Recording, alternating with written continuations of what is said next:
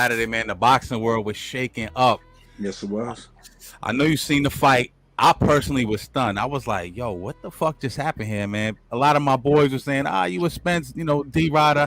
I love Bud. I love Spence. But I was shocked, man. I was looking in the ring and I'm like, that ain't Errol out there, man. That I don't know who that was. That was Errol out there. It was? That was Errol.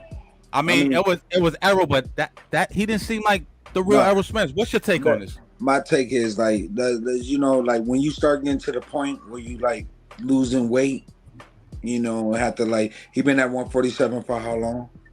A long time. I don't know if it's just me, you know what I'm saying? Because I stopped. I went through all kind of diets and stuff, so I don't know what his weight looking like. But those big changes do take a toll on you later on. You think he was weight drained? I think he could have easily been, especially with the endurance of a fighter. A fighter's personality is strong, so it's kind of like you can't break the will. That's why a person sometimes die in the ring because they going out fighting. Yeah. You know what I'm saying? So what I tell you is that what we've seen is exactly boxing on the high. You had two credible guys at the top of their level, and one guy didn't look like he was supposed to be there. Yeah, that's what was so shocking to me. The one that now is supposed to be, the one that looks like he was supposed to be there, round pound for pound, number one. Pound for pound, number one. Terrence fought like almost a perfect fight. I was hearing a couple of different people. I heard someone say that Errol didn't spar in camp for 6 weeks. And he hasn't fought a southpaw in like 7 years. So I found that to be weird. That's crazy. People say that stuff like that. Because, if he did it, they were like, oh, man, he didn't even have sparring. Yeah. You know what I mean? So now when it's like coming down, so if it's something going to be to the point where your game is going to be thrown off, guess what you got to do? I can't fight. 100%. I agree. So you weren't shocked at all? No. Interesting. No. So what do you think went wrong for him? Other than, let's say because I saw his the Showtime thing. He hired a nutritionist. He had a chef, right? Saying that he was losing weight the right way. Huh? It always get technical when you got a few dollars in your pocket. Go ahead. Yeah, indeed. But let's say he wasn't weight trained. What went wrong? What went wrong as far as strategy wise? You would say? Well, first of all, he fought a dude that looked like he fished in sandals. So that'll tell you a lot about the guy that he fighting because like one guy got a lot of weight on the shoulders. He got rapper friends. Yeah. Who got the rapper friends out of all y'all? Who you think got the rapper friends? Out of all of who? Between Errol Spence and Bud. Oh, Bud, yeah. But you think Bud got the rapper friend? He came out with Eminem. He came out with Eminem. That don't mean they're friends. Oh, but he talking about he true, been hanging true that. Yeah, talking about like kicking it when you see him on social media, like. Yeah, Errol has that personality to me. All right. Yeah. So man, we look at the guy that's basically doing it from straight. I want to be the best.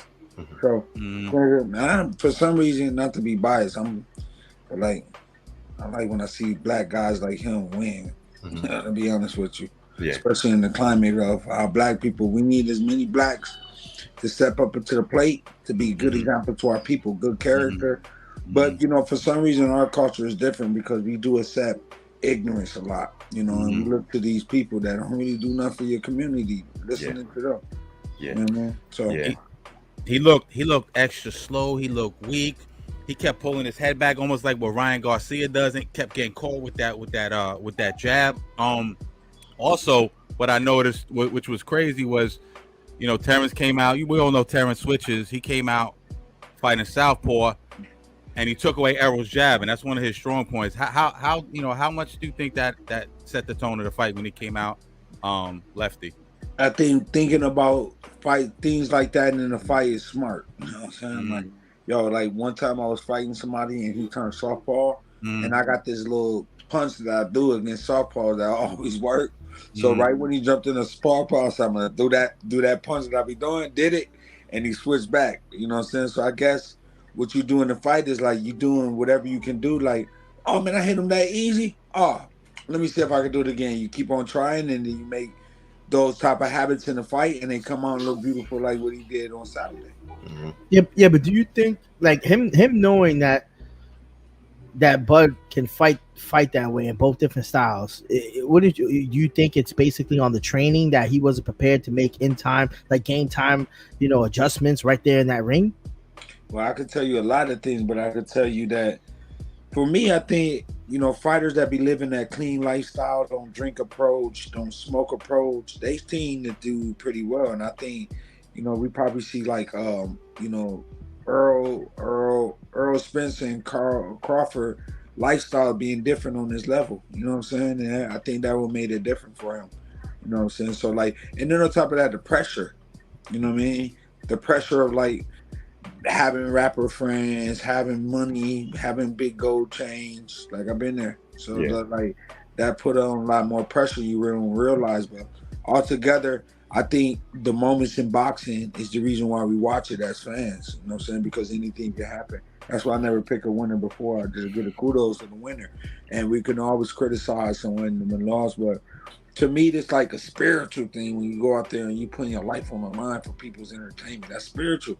You know what I'm saying? So what I would tell you is like everybody, as far as boxing, we the least out of all the athletes of the world. Basketball, football, they don't got no federation, don't got no order as far as the individual that participates in this. You know what I'm saying? So I think everybody subjectively gonna be different. Everybody's story different. So we can say, yeah, maybe he didn't have this together, maybe he didn't. Altogether, I just say, as far as, being on the top of the level, when we be honest, like I see myself there, I was like, man, that's me. But the punishment didn't come because I was stopped in the first round. So I would say, but on top of that, I was going out on my shield. So I felt my brother was making jokes, made a meme. I said, man, take that down, man. That man, got a family, say with some dignity. You're talking about against Jacobs?